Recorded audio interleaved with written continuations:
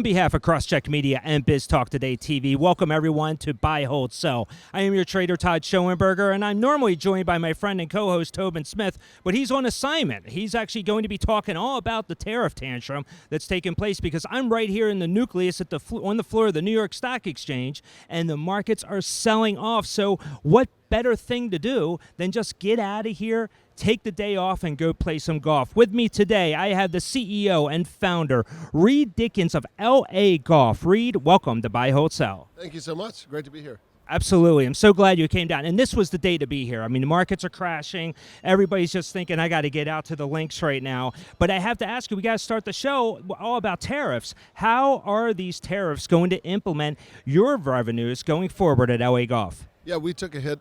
We make everything in Anaheim, California, except our driver heads. And tariffs kicked in right before they hit the port. About 31% hit for us on the driver heads. Okay, that's great. So you are going forward, though, I mean, because you do quite a bit of equipment, and we're going to get into all of that about LA Golf. But I would imagine, though, going forward, I mean, you still, what you have now in inventory is one thing, but going forward through the summer when everyone is playing, this likely will have a negative impact. Is that true? Yeah, in the short term, it will. We're going to make some quick adjustments. One thing, we're not as large as some of the major OEMs, so we're going to make some quick adjustments. Okay, very good then. Well, I got it. Let's move on from the tariff talk because everybody on TV is talking about it. You're going to hear more about it later on Buy, Hold, Sell when we have Sylvia Jablonski, the CEO of Defiance ETFs, on. But right now, let's start talking about golf. How did you get started with LA Golf? Because your background, you started another company, very successful. You made baseball bats. I'll ask you about the torpedo bats later on. But with the LA Golf, I mean, this must be your passion. It is. I joke all the time that I owe everything in my life to politics and baseball, and I never liked politics or baseball. So golf is what I really loved. When we exited the baseball bat company in 2020, I bought the name LAGolf.com on GoDaddy for about $10 and started looking for opportunities in golf. And the first thing that popped up was a former shaft factory that was in receivership, so I bought it out of receivership. Okay, so you offer equipment. You just did this great deal with Bryson, DeChambeau. He is a two-time U.S. Open champion. This guy is probably front and center next to Tiger Woods. I'd say they're 1 and 1A right now as far as popularity on the tour. But tell the audience, though, I mean, get into everything. I mean, you do these. I know that the clubs, there's something special about them. There's some the mid-sticks. I'm not even a golfer. I think I'm a miniature golfer, actually. But maybe you could tell the audience. Yeah, of course. So Bryson was a founding investor. So we're so fortunate because I tell people all the time, Bryson really is the Elon Musk of golf, where Elon fired the CTO and built his own rocket. Bryson is not just one of the greatest players in the world. I think he's got the most complete game in the world. He's the first player to win a major championship with clubs he designed and built. He co-designs everything we make at LA Golf. So we gave him a blank sheet of paper. The thing I do the best is stay out of his way. He is an idea machine. We just try to patent, trademark, patent, and get USGA approval for every idea he comes up with. But he came up with an idea. His big idea was to make the curvature of the club face match your swing speed. Now, people have done curved face before, but never proportionate to swing speed, and it reduces side spin off the toe and heel by about 50%. That's like a cure for cancer, to put it to a non-golfer terms. That basically turns a slice into a fade and a hook into a draw. Okay, so the club itself, that sounds very innovative, and will he be using this at the Masters next week? So he will be putting it in play at the Masters. He has worked really hard to get it ready for the Masters, and we're excited to see him put it in play. So what's the retail price for this club? It's the same price as all the other drivers. The difference is every other driver comes with a stock shaft that's about $10. Our driver's is about $600, but it comes with a $400 shaft built into it. It's the first driver ever made with a shaft to match the head and a club face to match your swing. Every other OEM just makes the club heads, and then you have to go piece it together with parts that weren't designed to go together. Okay, so I am with Reed Dickens. He is the CEO and founder of LA Golf. And so I have to ask you, because the industry itself is growing over the next 8 years. Wall Street's projecting a 4.5% CAGR right now. It's a $7 billion industry with all of the equipment. And I know that LA Golf is a private company, and you can't get into to revenues and everything. I'm not asking you to. But can you at least give the audience some type of growth? Are you growing? Are you profitable at this time? We're not profitable. We're not even trying to be. I try to channel Jeff Bezos when I say that because we're building something no one's ever built before. No one's ever built fully assembled golf clubs.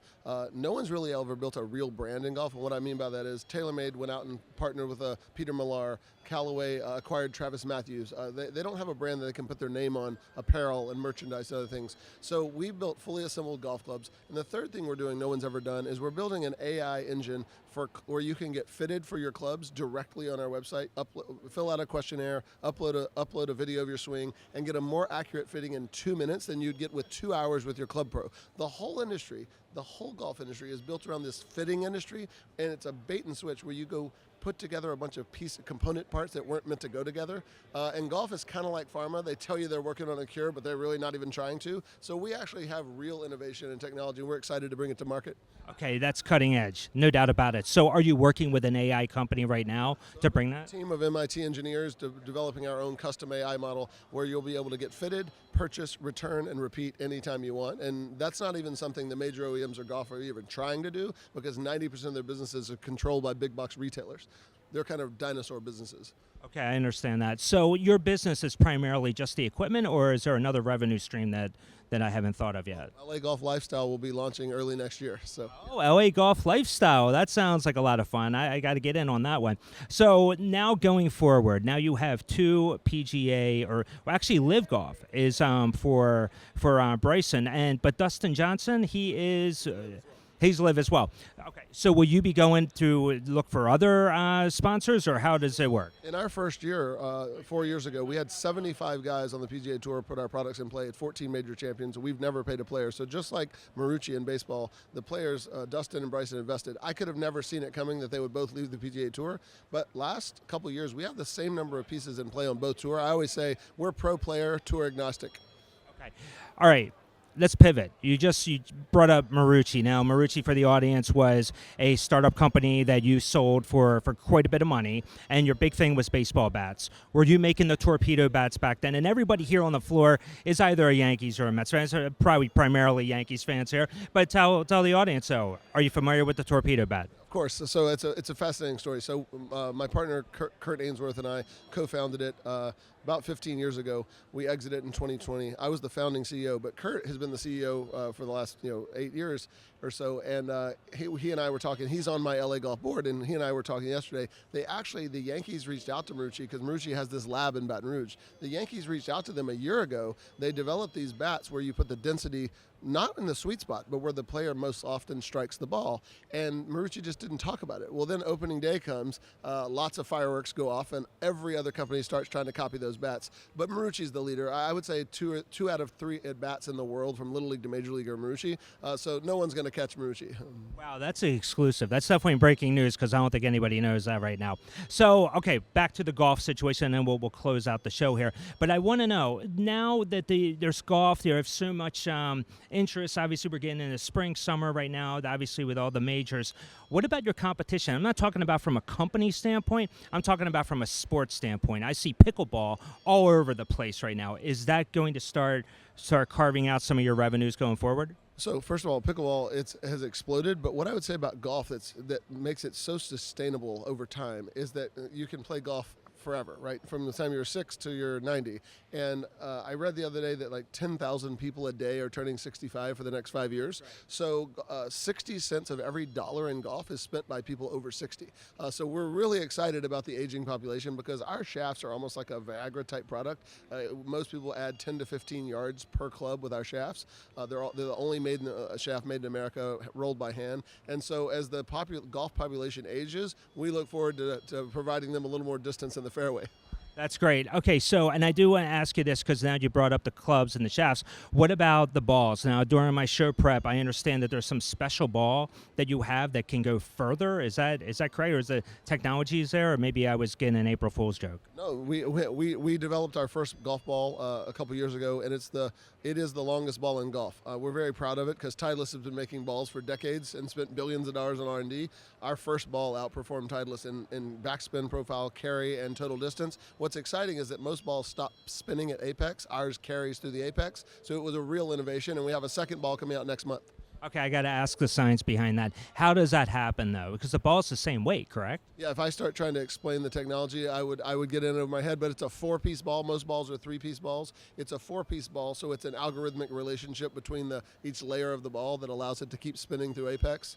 And our engineers are amazing. Our lead engineer worked at Titleist for 20 years, and Bryson obviously has input on everything we make. We still don't have a ball that's right for Bryson yet because his club speed is just so high.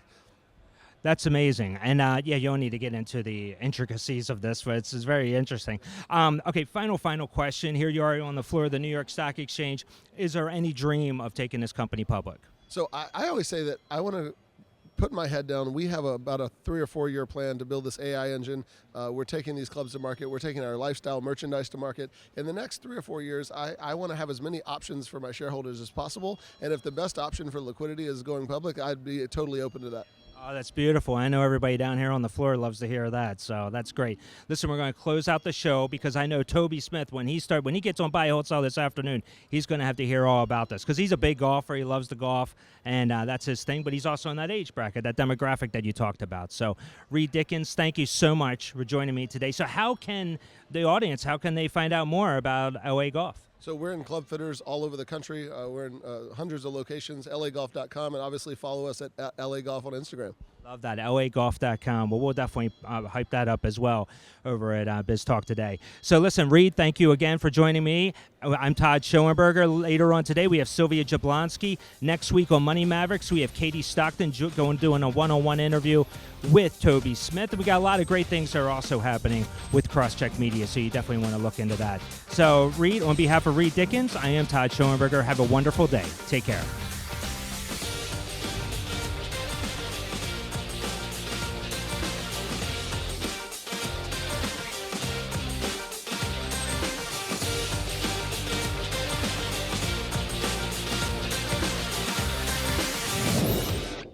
Buy, Hold, Sell, brought to you by CrossCheck Management.